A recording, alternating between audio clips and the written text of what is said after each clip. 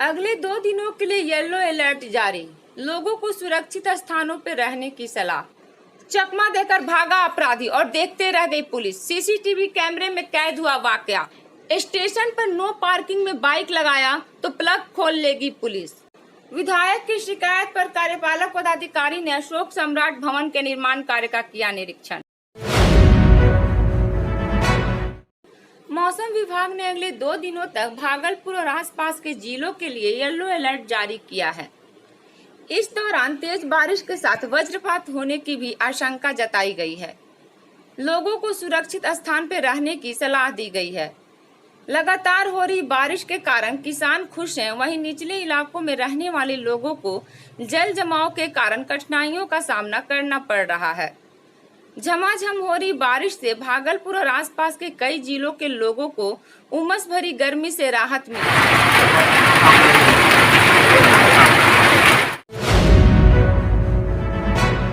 CCTV कैमरे में कैद हुआ वाकया। चंदन रजक नामक एक कुख्यात अपराधी नवगछिया पुलिस की गिरफ्त से भाग गया।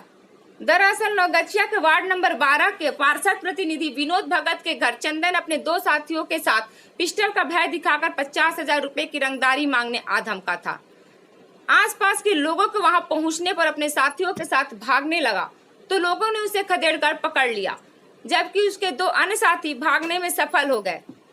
लोगों द्वारा उसे पुलिस के हवाले कर दिया गया, लेकिन थाने में पूछताछ के बाद जब उसे कोरोना जांच के लिए अस्पताल ले जाया जा रहा था तो अब पुलिस को चकमा देकर भागने में सफल हो गया। इधर एसपी सुशांत सरोज ने इस घटना पर अपनी प्रतिक्रिया जाहिर करते हुए कहा कि चंदन ज्यादा दिनों तक पुलिस की गिरफ्त से बाहर नहीं रह पाएगा। उन्होंने जिन पुलिसकर्मियों की लापरवाही से चंदन भागने में कामयाब हुआ है उन पर कार्रवाई करने की बात कही है। अपराधी के भागने का पूरा वाकया सीसीटीवी में कैद हो गया है। देखिए कैसे चकमा देकर भागा अपराधी और देखते रह गई पुलिस। ये इतना हमसे पहले चंदन कुमार जो है पहले पैसा का डिमांड किया था 50,000 रुपया कुछ दिन पहले।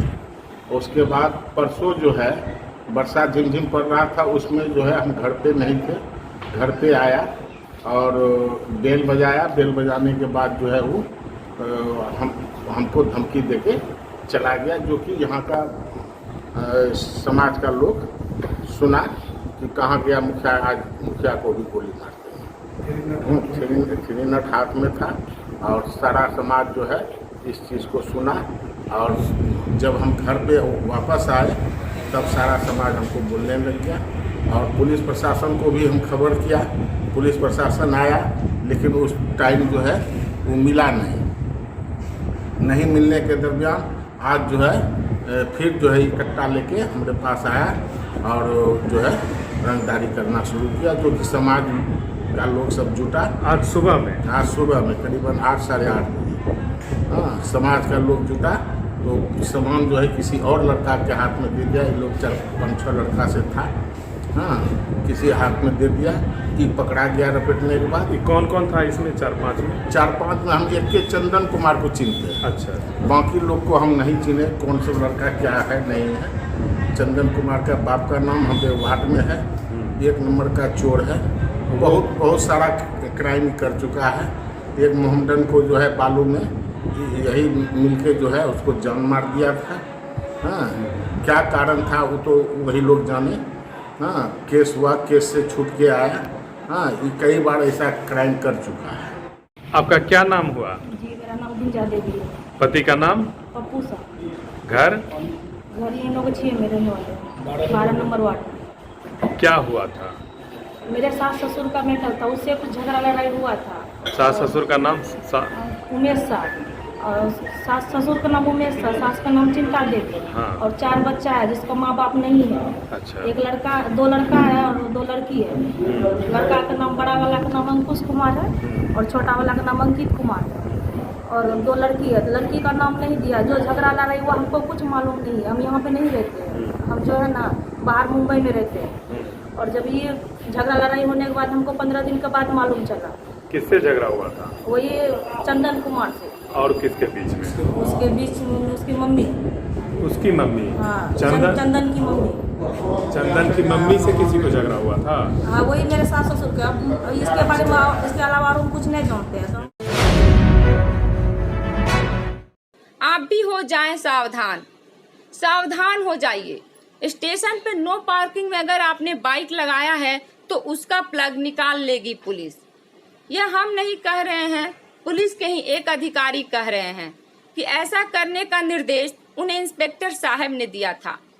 आज तक नो पार्किंग में लगाई गाड़ी के लिए पुलिस को जुर्माना वसूलते और टो अवे करते सुना था, लेकिन सजा के तौर पर प्लग निकाल लिए जाने का यह शायद पहला मामला होगा।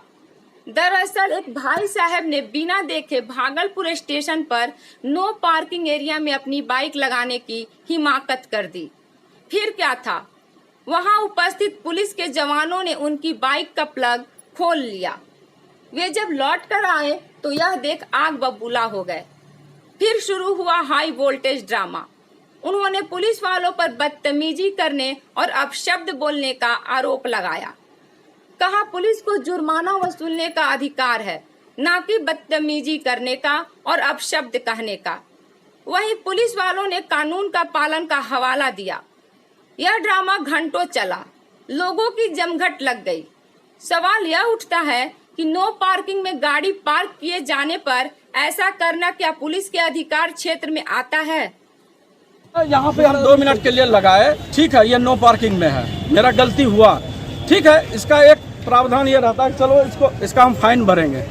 ये तरीका नहीं है कि सामान खोल लिए। अगर क्या पूछ रहे हैं कि भाई सामान क्यों खोले, अरे इसका स्टार्टर नहीं हो रहा है, एगो वही स्टार्टर आता है खोल के लेके चला गया। कहे आप गाड़ी लगाया तो बोलते कहाँ नो पार्किंग बोर्ड है, हम तो सामने बोर्ड है, यहाँ बोर्ड है, आपको नजर में नहीं आता है। जब आप रोड पे चलता है तो सिग्नल देख के नहीं चलता है, उतना ही हम बोला। आप बोलते आप हमारा काहे प्लग है, हम आपका प्लग नहीं खोला, जो खोला वो खोला है, जो इंस्पेक्टर का ऑर्डर है वही सब किया।